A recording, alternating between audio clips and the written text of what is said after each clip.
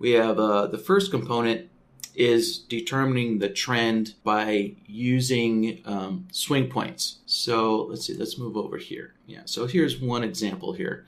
So if a swing high, I should say if the most recent swing high is broken, that'll put you, that determines that there's a new uptrend, right? So if a swing high has been broken, that's a new uptrend.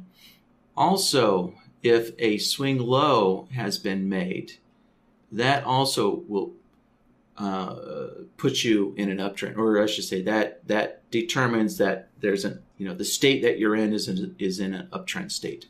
Yeah, so this screenshot here just shows the two examples of what can put you in an uptrend, right? So either the break of a swing high or a higher low. So if a higher low is made, that also will put you in an uptrend. And then as far as a downtrend goes, so like here's an example of a downtrend. So number 2, so we can see that the wick of the green reversal bar broke the previous swing low. So that initiated a downtrend. So that reversed from an uptrend, and then when that swing low was broken, that initiated the downtrend.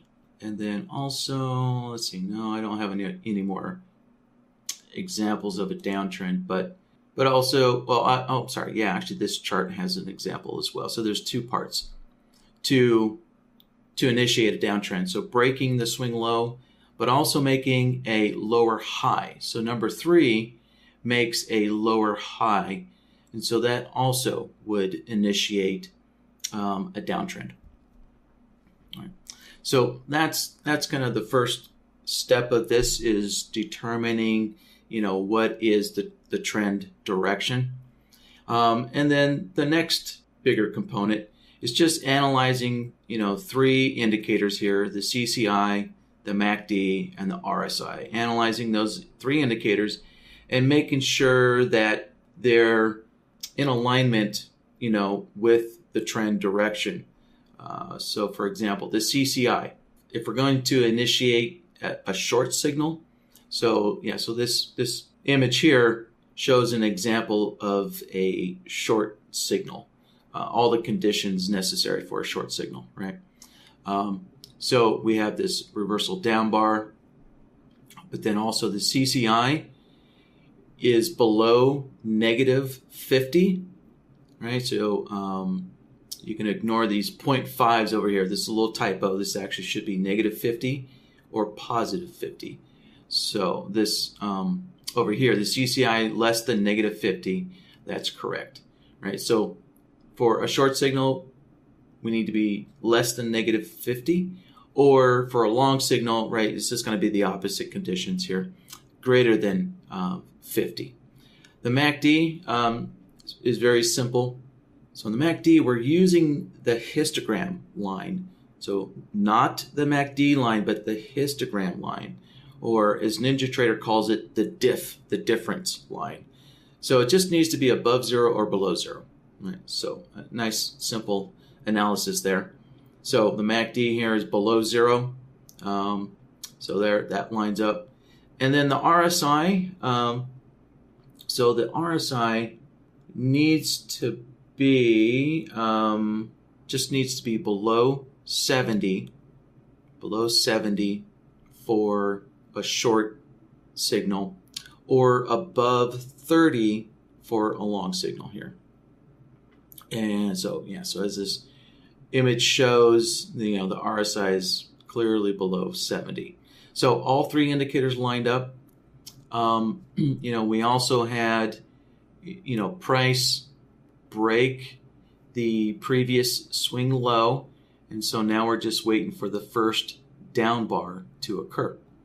And once all these conditions line up, then that is our signal. All right, so there we have it.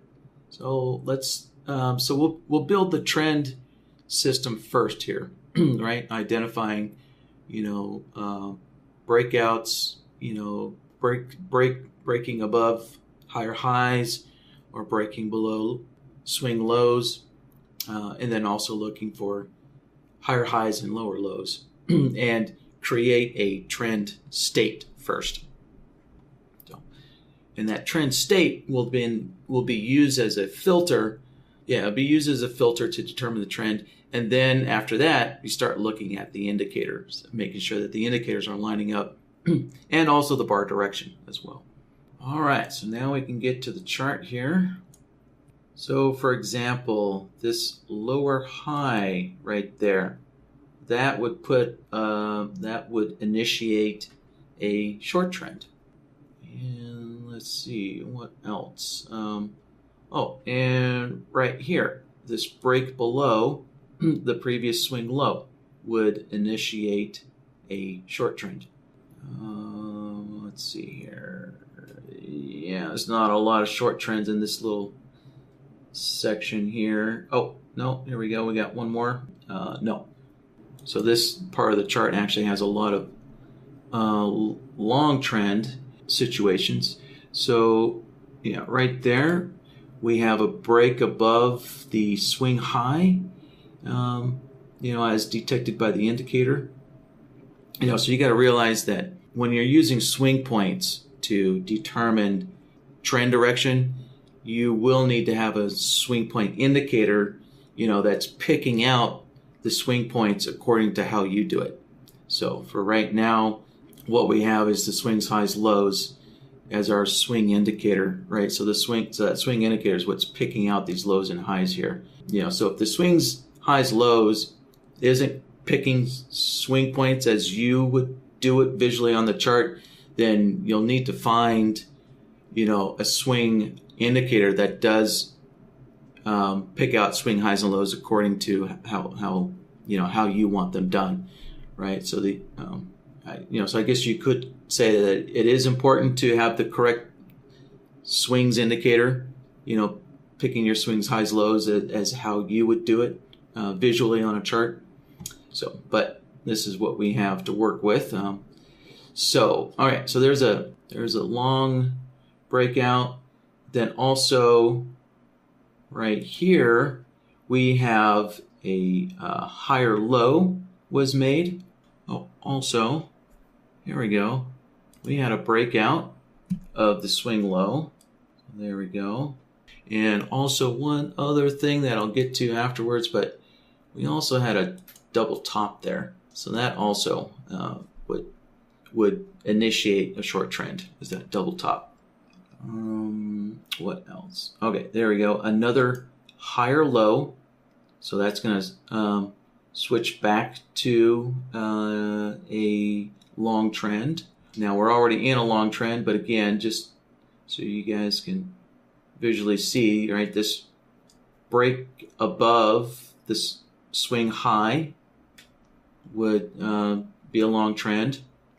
And then we have another higher low. So let's see, this stays in a long trend for quite a while until, and we do have a bunch of other points here. So right there again, a higher low, another break above the swing high. So this is definitely a long trend. And then coming over here, we get a break above the swing low. So now that starts, and that initiates the short trend. And then coming over here, we get a break above the swing high, so a long trend. And we get a higher low, long trend. Yeah, so short trends, very short-lived. Yeah, and then today, basically, when the Russell opened up, it just kind of took off after the markets opened up here. All right. Anyway, so I think everybody kind of gets the point here of how long and short trends are being calculated, right, using swing points. So, okay. So with that, let me just pause a moment. I see a bunch of comments coming in here. So, so Ronnie's let me know that for the swings, he doesn't use the wicks. All right. Yeah. So Narani, that depends on the swing indicator that you're using. So, yeah. And yeah, also, let me just take this moment to just kind of mention that, right now, the swings indicators, that we include with BloodHound for free, that was made by Dorston on Big Mike's, or now Futures.io. So our attempt to, well, actually the original code did have a couple of glitches in it, and so, yeah, let me just kind of point this out here. Like for example, sometimes the swing lows don't use the wicks and sometimes they do. So like right here, this swing low, it used the close of the bar. It didn't use the wick.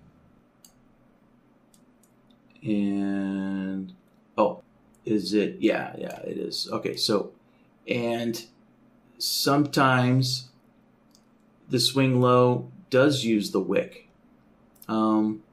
Same thing with the swing high. Sometimes the swing high will use the wick, and sometimes it will not. Let's see if I can find some other examples.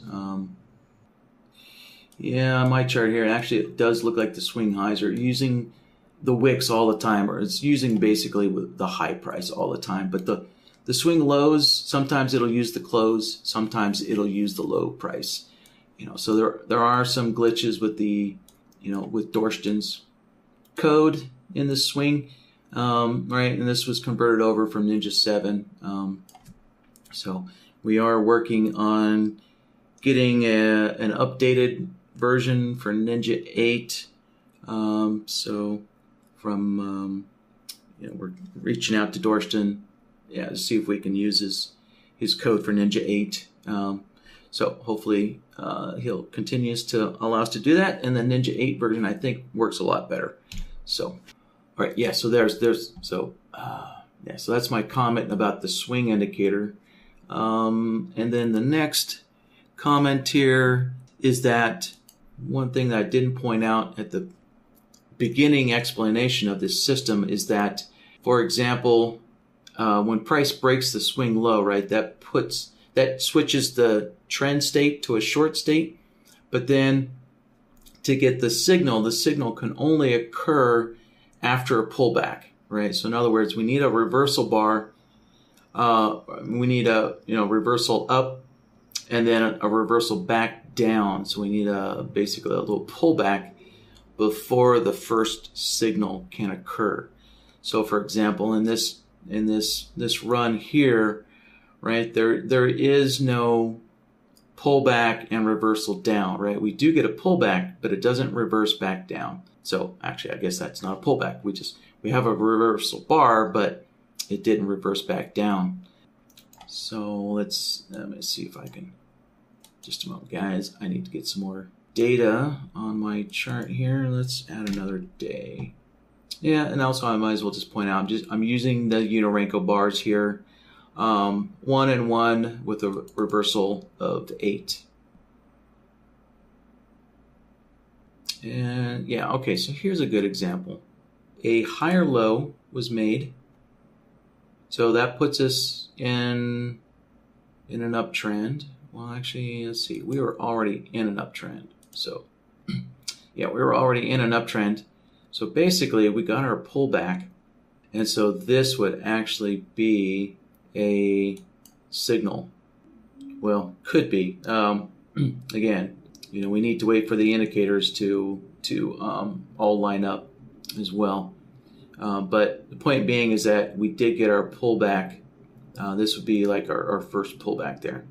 And so let's see. Let's take a look here. So we do have a downtrend initiated, but then 2 bars later, we had an uptrend. It reversed back to an uptrend.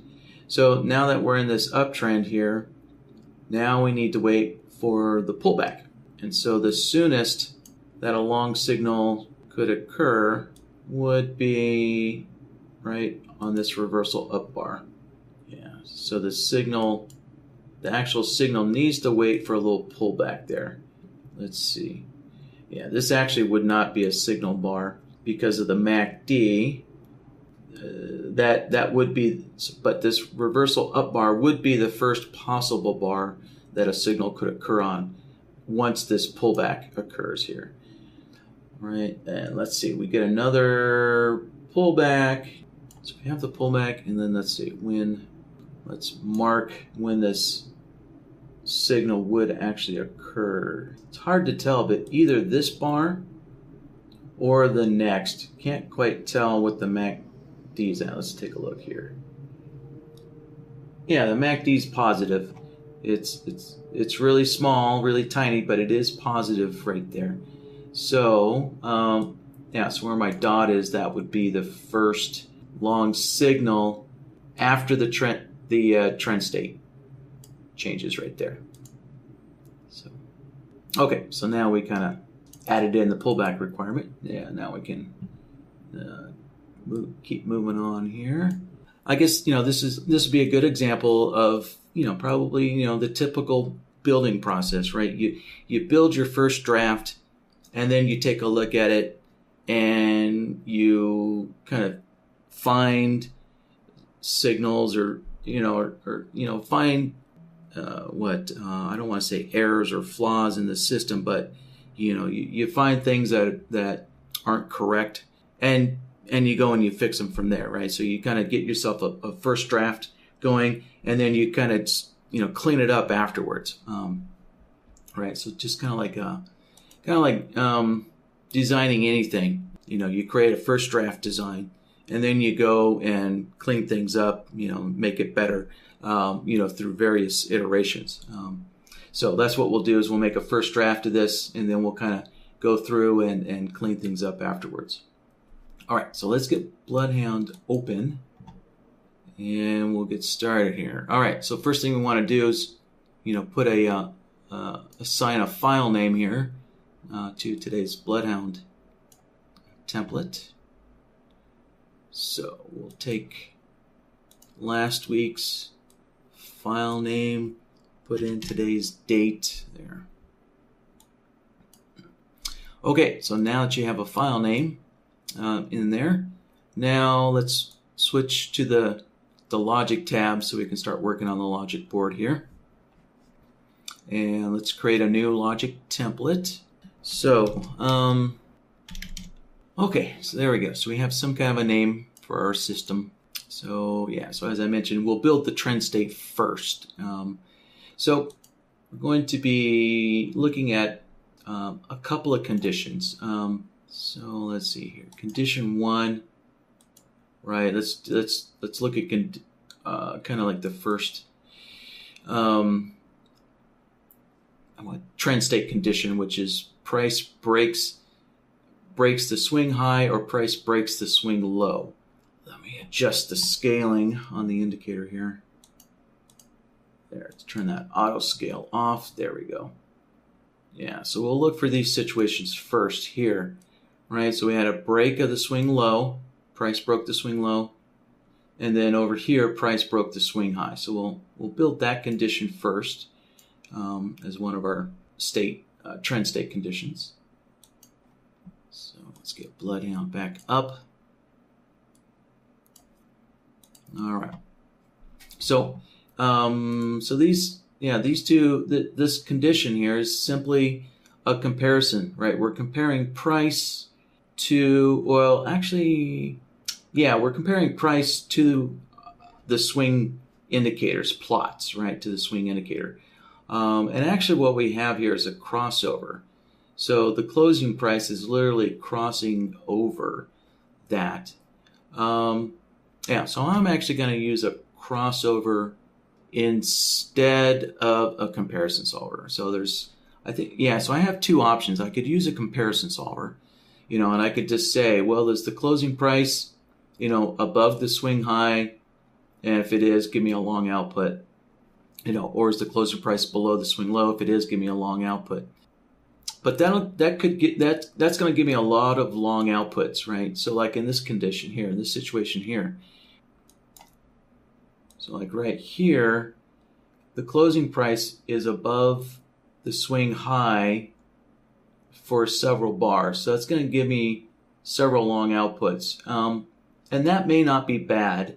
I don't know that'll create a difficult situation, but I do know that if I use a crossover solver, it's going to give me a single long signal right there on that bar that I'm trying to identify. Right. And same thing here. I'm just trying to identify this one bar where price broke below or crossed the swing low. And the reason why just having a single signal is better, because what I'm going to do is I'm going to use the toggle node to hold on to the trend state. So this toggle node, the output of the toggle node is going to be the trend state, right? So this toggle node will, once we're done building the system, what I want out of this toggle node is ultimately a long output only or a short output only from this toggle node. So this toggle node will tell me what the trend state is. So if I want to, I can rename this toggle node to just trend, something like that, right? So having a nice clean one bar signal using the crossover solver, it's just a cleaner way of setting the toggle node, either on or off, right? So that's why I'm choosing to use a crossover solver. Okay, so let's get this in here. And let's put a name in here. So we're looking for price to cross over. Actually, instead of just saying price, let's just say the close. We're looking for the closing price to cross over, right, the swing highs or lows. All right. So the first piece of data that we're looking at is the closing price. So we're going to take input A and set that to price right there. And we can see the closing price is the default price type. So we can leave this all alone. And now the next part is going to be the swing indicator here. So first, let's kind of back out here and take a look at the settings for the swings, highs, lows. Right. So this is another important thing about when you're selecting the swing indicator, right, that works best with your, with your idea of what a swing should be. The one of the things that's necessary is, right, getting the parameter set correctly. So in this case, on this chart, I'm using number of swings 2 and a swing sensitivity of 3, right? So 2 and 3. So when I go, so it's going to input B here, and let's put in the swings, highs, lows indicator. All right, so let's go into the shark indicators folder. There's our swings, highs, lows indicator. And let's remember, let's add that down to the list down here. There we go. Now let's set the number of swings down to 2. Swing sensitivity is 3. All right. Now let's select the plots. So yeah, which plots do I have on my chart? I'm using the widest plots. So what we see on the chart are the 2 widest plots there. So, and we're using the widest tops plot, right? So the green lines is the widest tops. So we're going to use that to generate a long trend. And we're using the widest bottoms, which is the red line, the dashed red line there, to generate a short trend. So there we go. So we've got our two plots selected that we're using on the chart. And now we should start getting some crossover signals. And yeah, there we go. There's our move that arrow over. So there we go. There's our cross above the swing high, cross below the swing high, right? So yeah, we're gonna get a bunch of these here.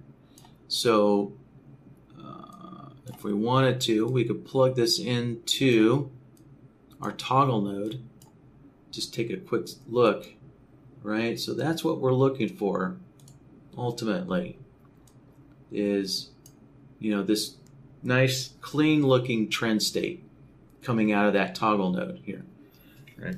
So that's one of the conditions. So now we need to work on including, let's see here, for example, we need to work on including these lower highs or these higher lows. So let me find a good example. This isn't a great example, but right here we did make a lower high, right? So that would put us in a short trend, but at the same time the swing low is broken.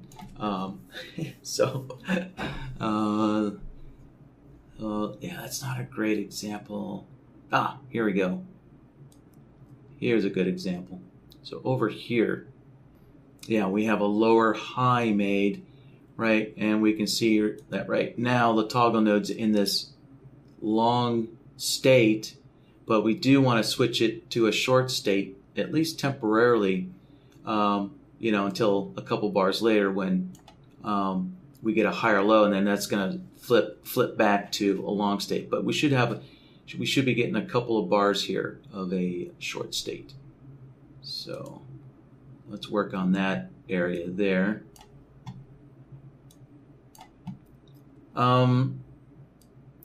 So how do we detect, these higher lows or lower highs? Well, we're going to use the comparison solver. So what we're going to do is we're going to look at the current plot, right? The current swing low plot, and compare it to 1 bar back, right? And so if the plot from 1 bar back is lower, but the current bar is higher, then we know, right? We know that the swing low stepped up. So that's what we're going to do. We're going to use the comparison solver, right, to look at the current plot of the swing low and then compare it to 1 bar back and see, did the swing low step up, or did the swing high step down, go down. All right, and to do that, we're going to use a comparison solver. All right, so basically just think of the comparison solver as checking whether something is higher or lower than something else, right? So is input A higher or lower than input B, right? And you can tell that by looking at the outputs, right? All these outputs here are, is A greater than B or is A less than B? Right? So that's basically what the comparison solver does. Okay, so let's give this a name here. So this is looking for higher lows or lower highs. All right, so input A, that's going to be our swing indicator on the current bar.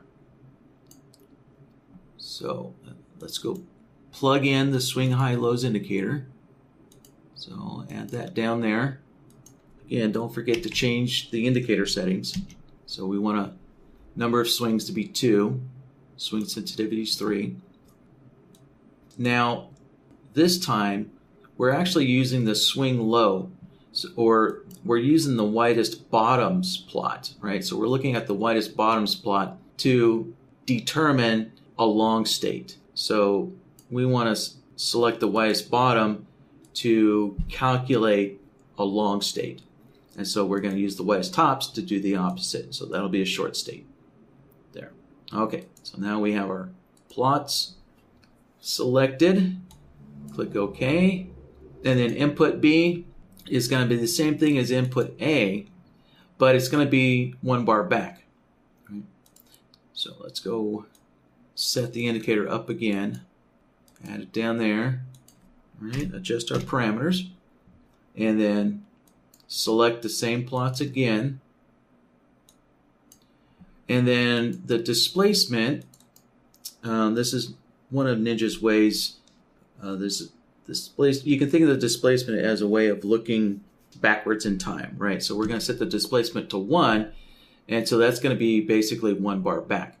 So input A, right, that's our plots on the current bar, and then input B with a displacement of 1, that's looking back 1 bar. And there we go. We can see the results on the chart already, right? So the swing high stepped down, we got a short. And then when the swing low stepped up, we got a long.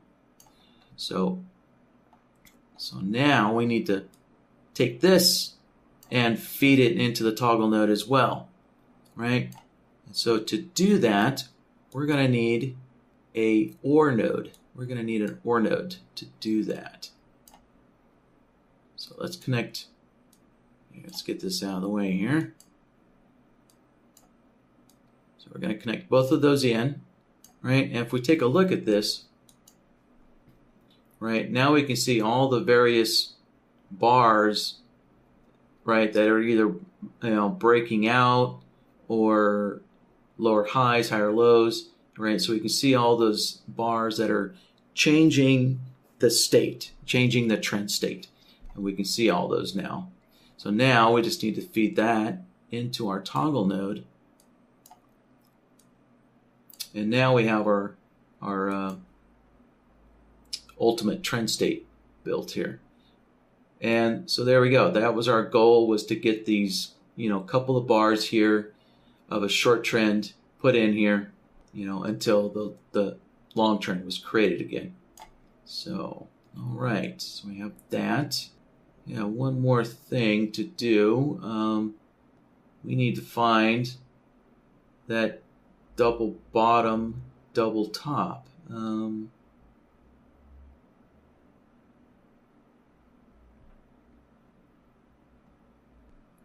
I seem to have lost that double top that we had earlier. Ah, here it is. Well, at least here's one. Great. Let's get this guy circled here so I don't lose again. There we go. So there's a double top. And here is a double bottom. All right. So great. So we have an example here to work with. So let's move this over there. All right.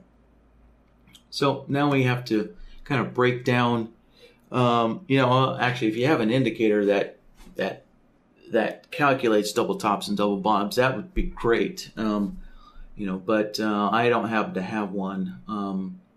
I don't know of a free one, so I don't have one. But if you have one, that'd be great. You could just basically create another solver that gets the double bottom or double top signal, from that indicator, plug it into a solver and just add your solver to this OR node. But since I don't have one, we're going to have to kind of build the logic to approximate one. So I see some comments coming in here. So yeah, Narani saying that the SI swings indicators gives double tops, double bottoms. It's been a while since I have looked at that. I don't think, even it does print the text on the chart, but I don't think there's an output. I don't think there's an output from the indicator that BloodHound can use for the double tops, double bottoms. Let me double check here. So, so let's take a look at this swings indicator.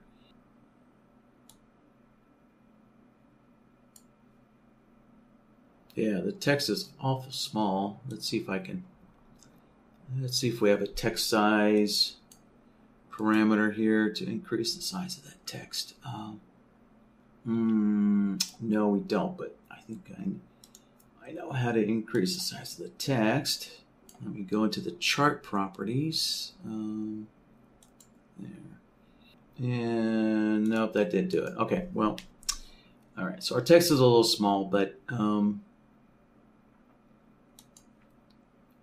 there we can see a double bottom and another double bottom there. So yeah, the indicator gives the text on the chart, but let's find out if we actually have an output from this indicator. So so to test that indicator, I'm going to use the threshold solver here. So let's just plug this in, and let's go select the swings indicator, and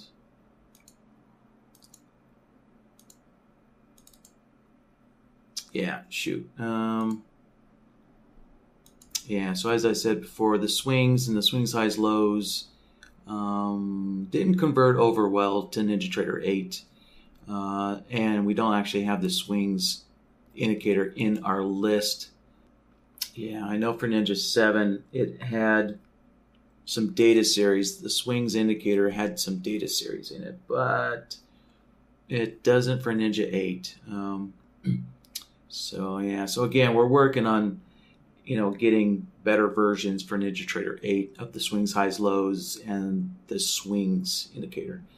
So yeah, so for right now, looking at trying to get these double bottoms, double tops from the swings indicator is just not an option. So, all right, so let's cancel that. Let's get rid of this solver. And I'm also going to switch over to the solver tab and delete this solver off, off the list. There. All right, so back to the original plan, which is to build the logic here that's going to detect or calculate these double tops and double bottoms here. So let's break down, what are the components that you need? What does a double top and double bottom, what's it composed of? Well, the first thing is that you need price touching, right, a previous swing point. So in this case, right, we have the bar came down and the closing price literally touched, right, the swing low, that plot of the swing low. And then we had a price move away. So that's the second part, right, is you need price moving away from that swing low or swing high after price comes and touches it. So yeah, so we'll build those two solvers that's going to do that for us. So all right, so let's work down here, off to the side down here a little bit, and get this logic working here. So we're going to use a comparison solver, and that will check.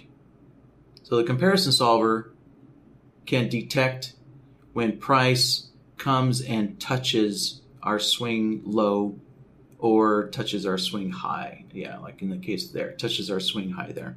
Yep. So let's plug that in, and let's give this a name here. All right, so we're looking for price to touch the swing high or low. So input A, let's make that our price. Let's set that to the price input. And let's see, I guess we'll look at the closing price for now. If we want to, we can add the wicks later on. If we really want to, if we want to use the low price or the high price, we can do that. So, but for now, we'll just keep it simple for now and look at the closing price. And then input B, well, that's going to be our swing indicator again. So let's go select that, adjust the settings. Let's see here. So what are we using? So we're going to use the bottoms, right? So a double bottom is used is used for, right, a double bottom for a long state, and then a double top. So the way is tops plot, that'll be used to initiate a short state. So there we go. And now we need to adjust our outputs here, right? So we can see on the chart, if we look at the outputs, we're getting a big mess here. So let's turn all the outputs off. And what we're looking for is when input A equals input B. So let's turn that output on, like so.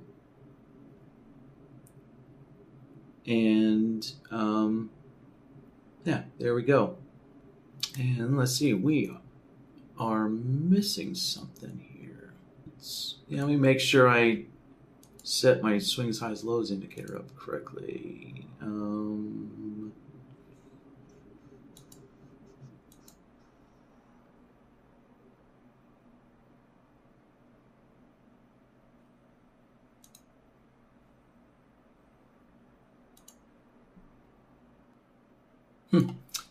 Interesting. So it looks like I found maybe another bug in the swings, highs, lows indicator. So if we look here, we're getting a long signal here, and if you trace that back, it matches the wick.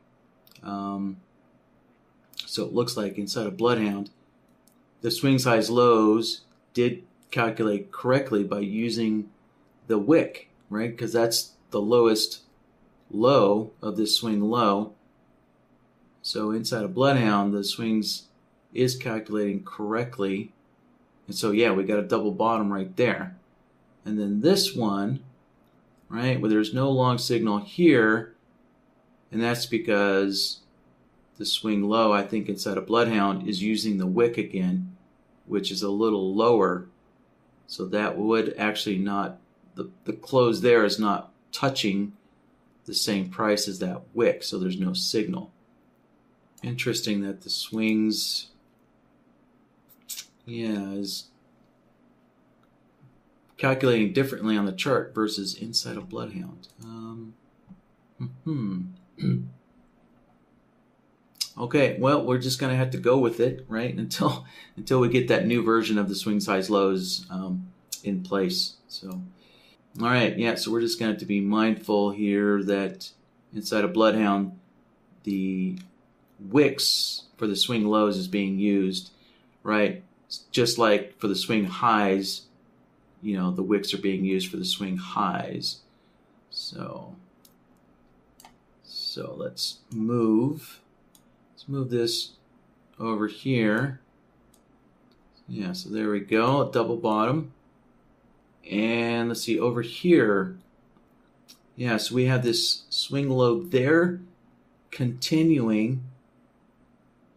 And, so this, depends if you take into consideration the wicks or not. Yeah, I said that for now, we're not going to consider the wicks. We're just going to use the close of the bar. So, yeah, so that would be the possible beginning of a double bottom. And so now we need to build the logic for this reversal bar, right? So we need this reversal bar afterwards. So you guys can see that, building a system really comes down to the details here. So, all right. So looking, building this, or looking for this reversal bar here. So the next thing is we're looking for the reversal bar after we have a price touch.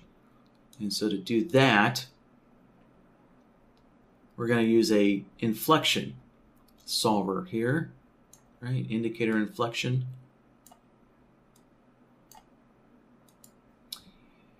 And we're going to set the input to price. So, right, we're just looking for the close of the bar to reverse direction.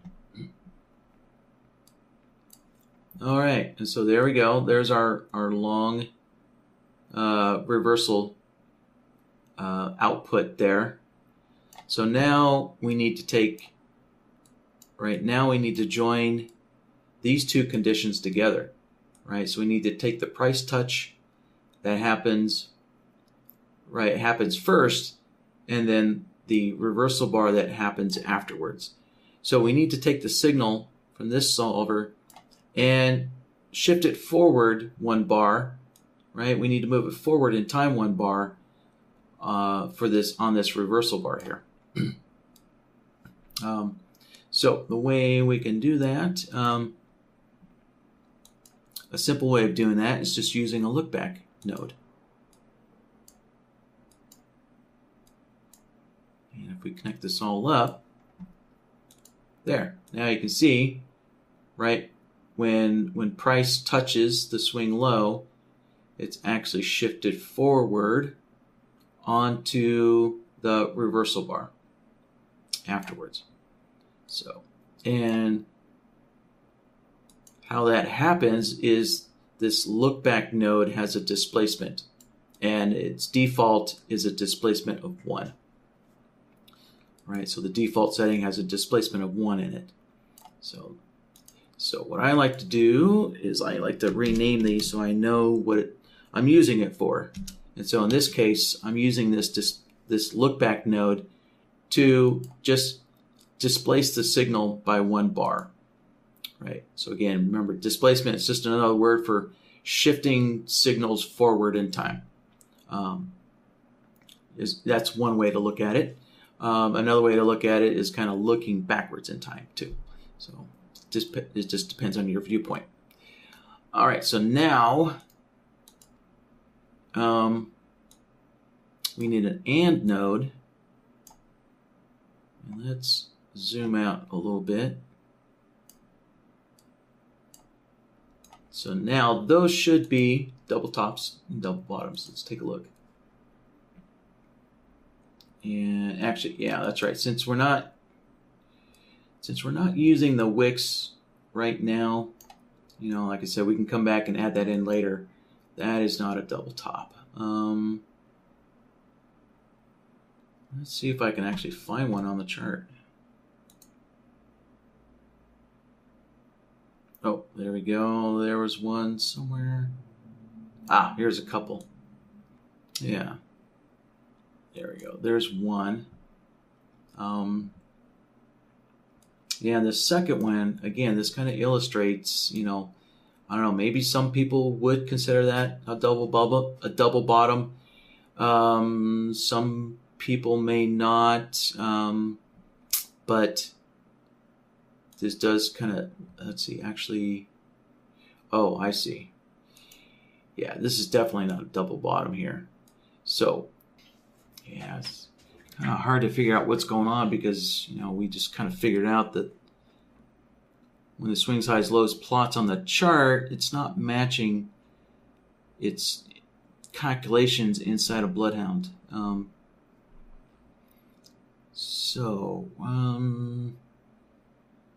The only thing I can think of is that the swing low is using this closing price and not the low wick this time. So if it's using the closing price, then, you know, again, this double bottom down.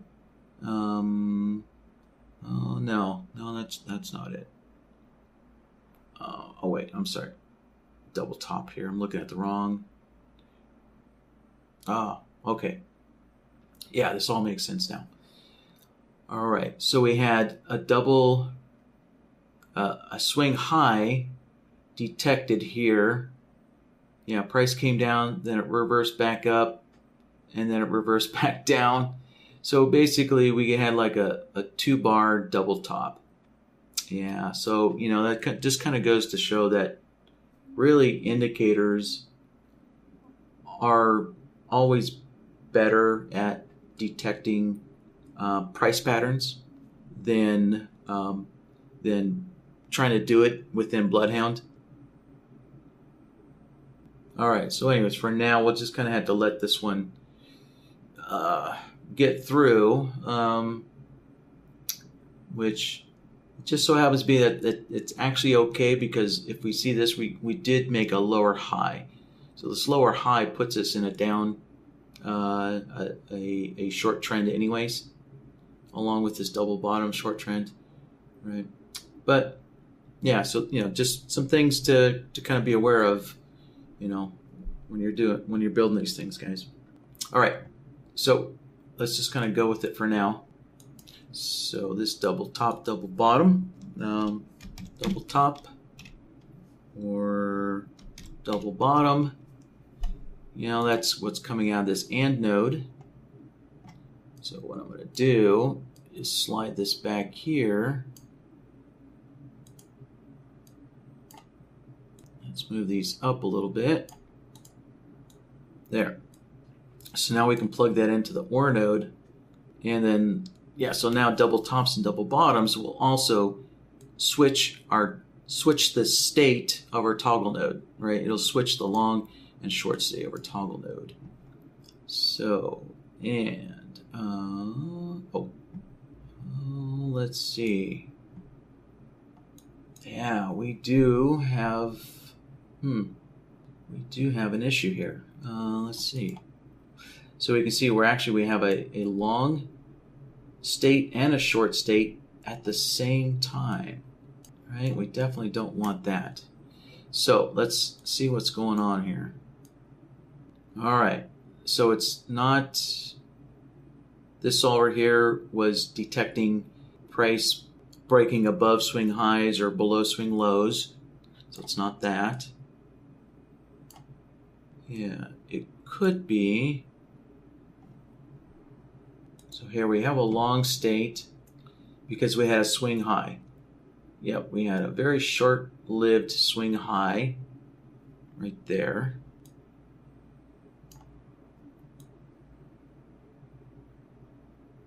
Mark this. Okay, so this is our 2 bars that has a long state in it. Yeah, so what happens, is this long state turned on right there because we had a higher low. And then this long state turned off right, because price broke the swing low.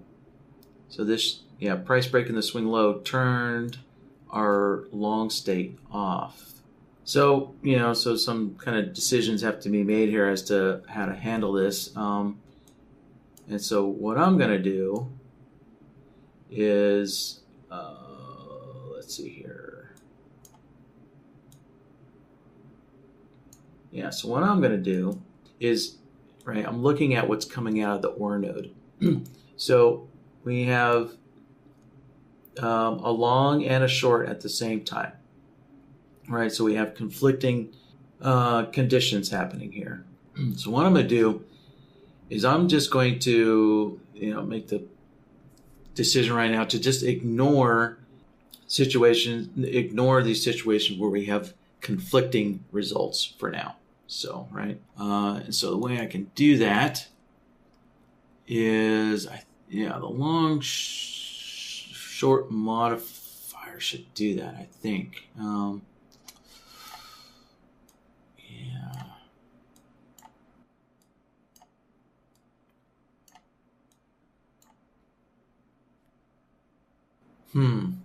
No, there's no direct way to do that with the long short modifier. Just looking at all these different modes here.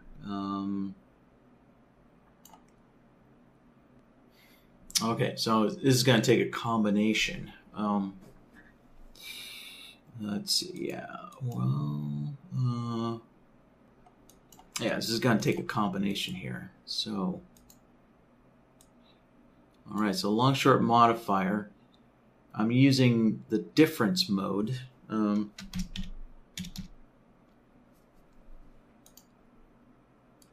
And so what I can see this is doing is, right, it removed, if you remember where the dot is, that's where I had both the long and short at the same time.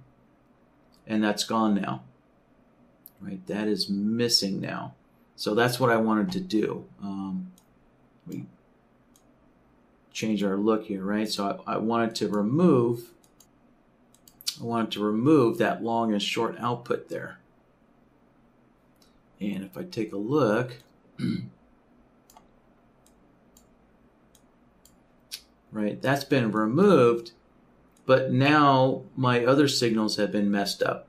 So, but those we can fix that again. We can clean that up again. So I can take this long short modifier, and if I take an AND node, so I can take the original signal, right? I can take the original signal, right? So I get the short signals, I get those back, and then I can filter them with this long short modifier. Let me disconnect this again here. Right, so coming out of the AND node, I have the original signals here coming in, right? So everything, you know, looks the same as the OR node, but then when I take this long short modifier and connect that in, it creates a filter. Right, and there we go. So now that long and short is missing now. All right. Okay, so basically this AND node it's removing, what should I call this? I know. It's removing conflicting signals. So now I'll take that, plug it into my toggle node.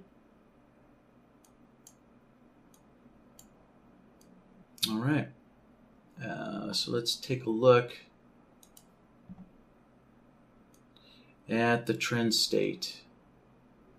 All right, yeah, this is definitely a very long downtrend. There, until price broke the swing high, and yeah, you know, we didn't get a double bottom here, but you know, again, that depends specifically how you want to define a double bottom. So we didn't get a double bottom as, you know, as how I've defined it right now, but we can come back and address this later here. Let's see here. All right, yeah, then we got a lower high. So we went back down to a short trend until we broke the swing high, then we're back into a long trend. And here we go, a lower high, so now we're in a downtrend. Yeah, so here's another little difference of the swing indicator calculating differently inside of BloodHound than it is on the chart. Yeah, so inside of BloodHound we can see that this wick didn't generate a swing high, right? Because we didn't get our trend state didn't switch along here. It switched along over here, and we can see if we follow this back, it actually, yes, switched to this swing high. So, all right, so the logic, you know, inside of BloodHound's working. It's just the swing indicator itself just isn't being consistent. So, all right. Well, for now, you know, just for the sake of time, let's just say that our trend state is it's done and ready for now. So now let's move on and add our indicators in, and then also we need to build the pullback condition here. Yeah, so for example, like this area here, right, when we switch to a long state, we're waiting for this pullback, and then we're waiting for the indicators to all line up to possibly get a signal. All right, so let's just work on that part. Yeah, so simply to kind of break these pullbacks, if to analyze these pullbacks and determine, what do we really need? What are we really looking for when we say that we want to pull back? Well, really, all that we need is just this reversal bar up, right? So we're just looking for a reversal bar up. Since we're using renko bars kind of simplify the logic for us. So with the renko bars, right, we don't need to look at this down bar, right? Because we know that if we did get a reversal bar, well, there had to be a down bar, which means that was our pullback. So in order for a reversal up bar to occur, right, a reversal down bar had to occur first. So we can just kind of simply just look for this reversal up bar. And we already have that, which is this inflection indicator here, which I forgot to rename. So let's name this before we go too far.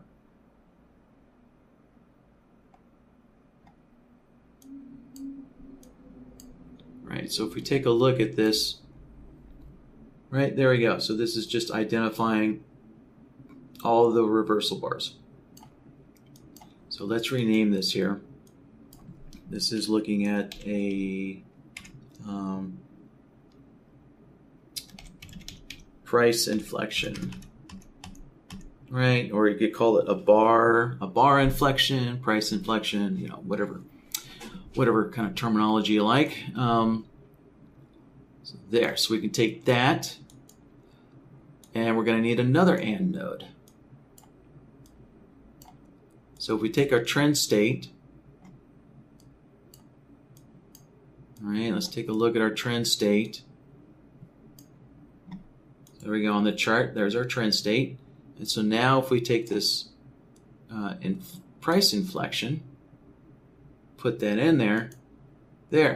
So now we're only seeing those reversal up bars, right? So what this is so far is this is just the first possible bar that we could get a signal on, right? It doesn't mean that this is the signal bar yet because we haven't looked at our indicators yet. So we need to build the conditions for the indicators next. So, and yeah, we can actually see that the CCI isn't above our 50 level, right? So actually you can see I set the CCI up so that we have lines, right? I have two lines for the 50 and then negative 50, right? So we need our CCI above those lines or below those lines. And then the MACD, well, that one's pretty simple, just above or below the 0 line. And yeah, let's see, what was that? No, this actually was a negative value. Yeah. The MACD difference is a negative value, so the MACD wasn't quite there either. The RSI was okay. Yeah, the RSI was okay. So, but yeah. All right. So let's work on building our CCI, MACD, and RSI conditions. Right. Let's build that. So I'll zoom out a little bit, and so those are just going to be a bunch of threshold solvers. So yeah, we're going to grab a bunch of threshold solvers. So we'll do this one at a time. So let's plug in, we'll do the CCI first. There's our CCI. And I'm just using the default settings for the CCI. So yeah, so we're looking for the CCI to be above 50. So we're going to put that in twice. or the CCI has to be below -50. So again, I'm going to put that in twice because that kind of creates a nice clean digital output as opposed to the fuzzy logic output. So now we just need to turn on the outputs. So we want a long output when the CCI, right, is greater than 50. So I set that one on. And then for the short, when the CCI is less than 50. So let's turn that on. All right, so there we go. So that solver's telling us when the CCI, is in the right position for either a long or a short signal. All right, so let's name this here. All right, there's our CCI. So now let's grab another threshold solver, and we'll take a look at the MACD difference plot. All right, so let's plug in the MACD as our input.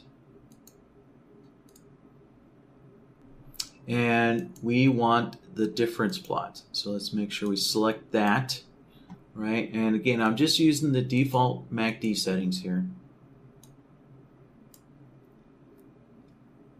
Okay, and then last step is to set the outputs that you want. Well, actually, let me just kind of point out here that for the thresholds, right, we're looking at the zero line. We're just looking to see if the MACD is above or below the zero line, right? So that means the thresholds are just left at 0. So then we just go turn the long output on, turn the short output on. Right, there we go. So this is the MACD, the one in the middle here. So as long as that MACD is above 0, we'll have a long output. And when it goes below 0, we'll have a short output. All right. Last one is the RSI. So let's grab another threshold solver again. Now, for the vast majority of times, you'll use the threshold solver for indicators that run in their own subpanel, right? So indicators that have their own scaling, right? And so therefore they run in their own subpanel. That will tell you right there that that's most likely when you want to use the threshold solver is for indicators that run on their own subpanel. So the threshold solver is rarely used for indicators that run on the price panel, right? So almost all the time, the vast majority of the time, you would only use a threshold solver for an indicator that runs on the price panel to get a signal out of that indicator, right? So if that indicator provides some kind of a signaling condition out of that indicator, that's when you would use the threshold solver, for indicators that run on the price panel. So that's kind of a good simple way of thinking about when do you need a threshold solver. So all right, so back to the threshold solver here. So RSI. All right, so for a long, RSI needs to be greater than 30. And so for a short, the RSI needs to be less than 70. Okay, so there's a name for our solver. And so next, let's plug in the RSI. And where is it? There it is. Okay, there's our RSI. Okay, and again, I'm just using the default settings. And we're using the actual RSI plot. So that's selected for us. Now, if you wanted to use the average, then just make sure you select the average plot. But We're using just the RSI in this case. So there, everything's okay. So now let's plug in our threshold values here. We want, now the thresholds always need to be put in highest number down to the lowest number, right? So the highest number is on top and the lowest numbers are on the bottom. So you need to put them in descending order. So let's start with 70 here. 70 and 70. And then 30 and 30. And if you notice, it's not in descending order because 0 is less than 30. So that's not descending. So we're just going to pick a number in the middle. So I'll just do 50. Okay, so now our outputs. So this time we want a long output when the RSI is at 30 or greater.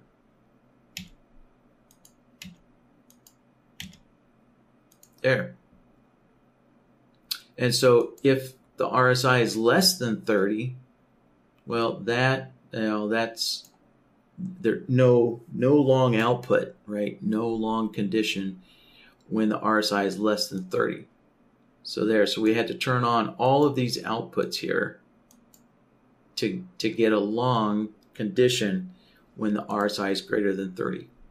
And now we're going to do the opposite for the shorts. There.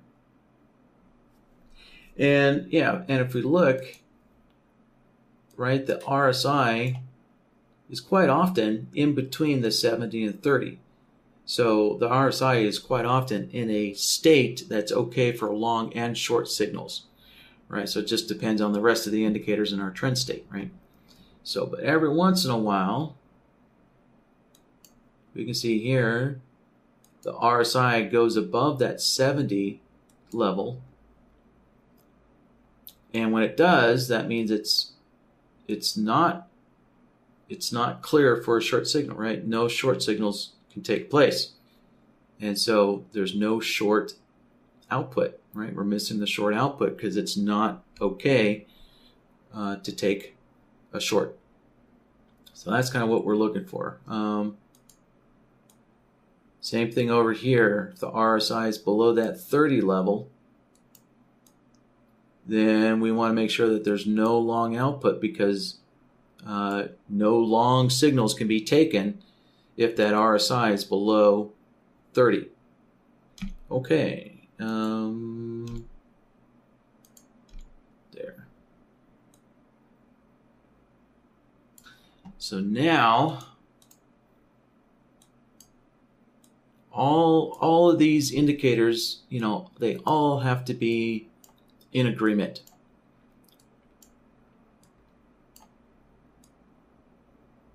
Right? So basically, now we have a indicator state, right? So we have all three indicator states together, right? And so when there's no output, so here, right, on the couple of bars, right, where there's no output, that's because the indicators are in some kind of disagreement, right?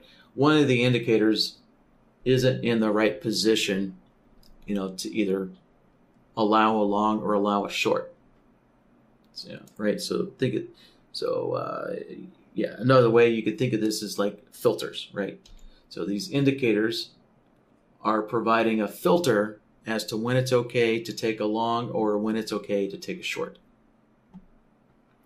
Right. So there we go. So we can let's call this AND node our indicator filter. Something like that. So let's move that back. So now, all right, so here's our reversal bars. So now if we plug in our filters, yeah, we can see that actually both of those reversal bars, the indicators filtered out the signal on the actual reversal bar.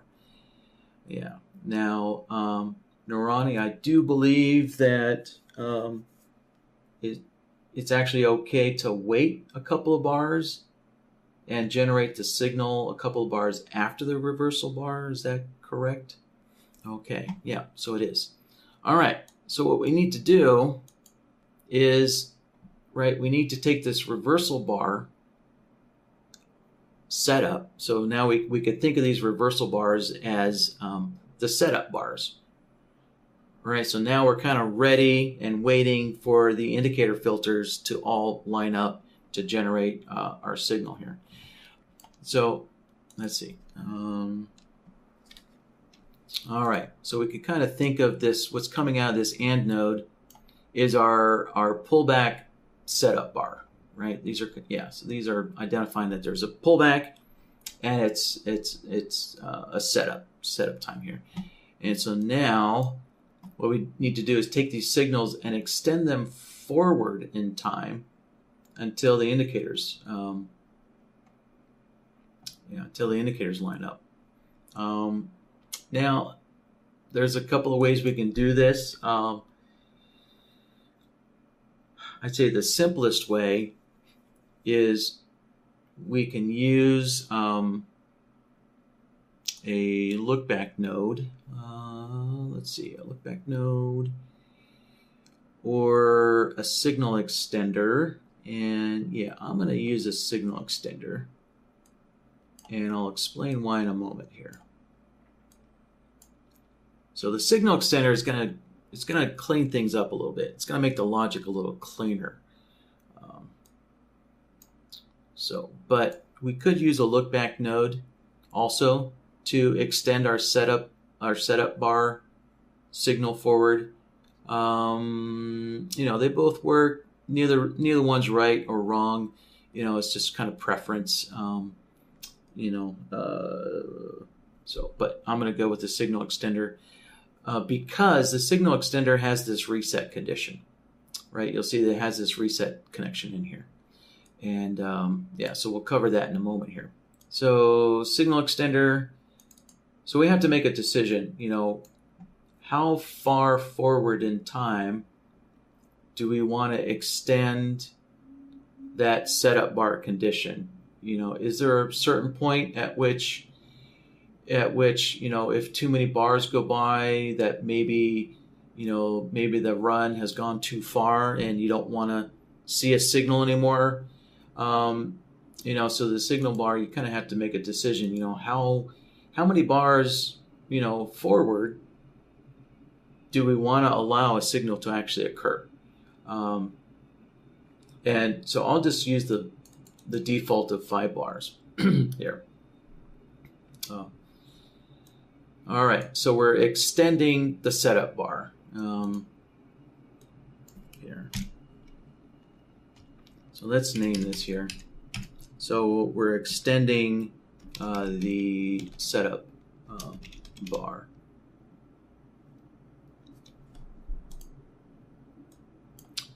And so now, let's see here. Let's take this, pull it forward. And so what I'm going to do is I can connect this signal extender into this AND node. And there. All right. Yeah, so I can see on the second bar there, I got a signal. And then on this next reversal bar here, right after this second pullback, then we got a signal right 2 bars later. There. So now let's take a step. Let's take a moment and kind of clean up these extra signals here. Yeah, so we have a couple of extra bars with some extra signals. So let's clean those up here. But to do that, I'm actually going to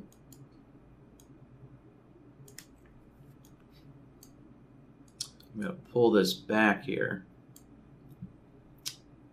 And the reason why well, let's see. Yeah. Yeah, let me take a step back here. So these extra signals here, right, that I marked, the way we're going to clean these extra signals up is we're going to take this signal extender and we're going to turn it off, right? So we can see the signal extender, it's taking the first reversal bar, extending it out 5 bars, and then we have another right reversal bar, so we extend out another 5 bars. Right, so yeah, so the way we get rid of these extra signals is we just turn off the signal extender. And the way I can do that, so I'm going to take a look back node and connect it into the reset. And now I need to select this signal extender and open up the resets here, right? So we need to open up these resets and actually, no, yeah, you know what? The default settings is all we need. Yeah, so the default setting of reset signal is set to true. That's all we needed. So we didn't actually have to make any adjustments to the resets. We can see here the signal extender, right? It turned off. So now we need another AND node.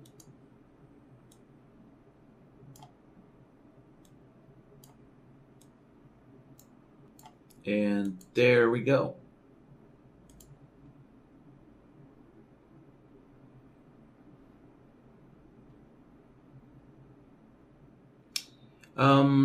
So let me take a moment here to show a little trick here.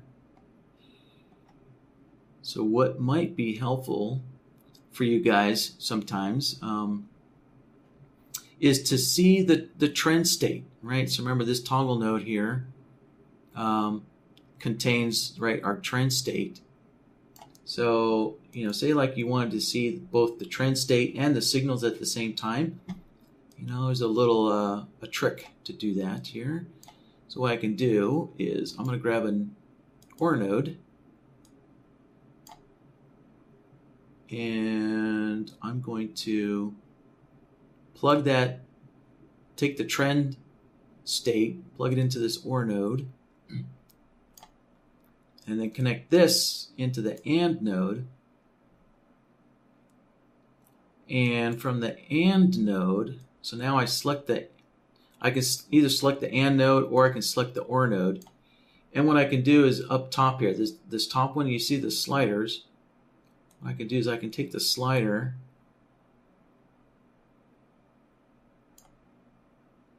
and knock that down a little bit here. And, oh, no, sorry, hold on. Hold on a sec there.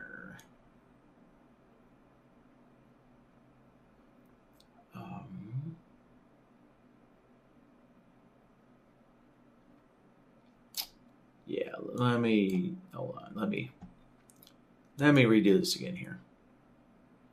I need 2 OR nodes.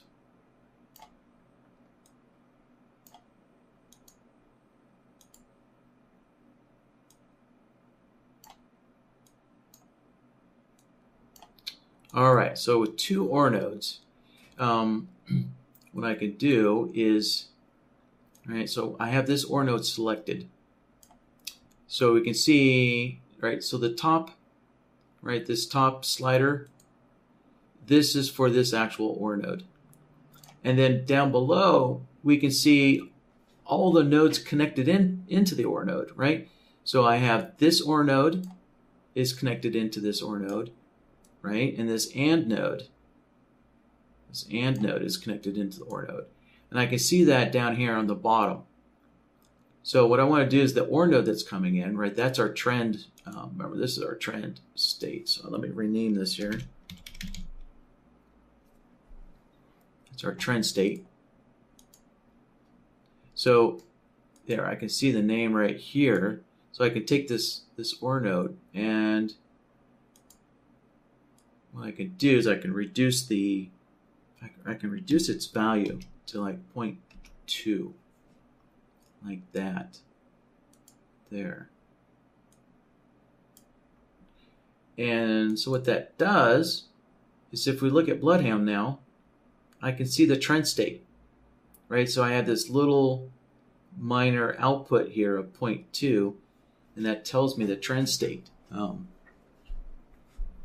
So that might be helpful when you guys are trading to see what the trend state is, right? So kind of when you're waiting for the next signal to show up, BloodHound can tell you, what is your current trend state. So that way you're kind of ready, and you can identify that. So so that's just a little extra there, that you can also do, so, or we can just take a look at the signals here. And let's rename this AND node here as the signals there.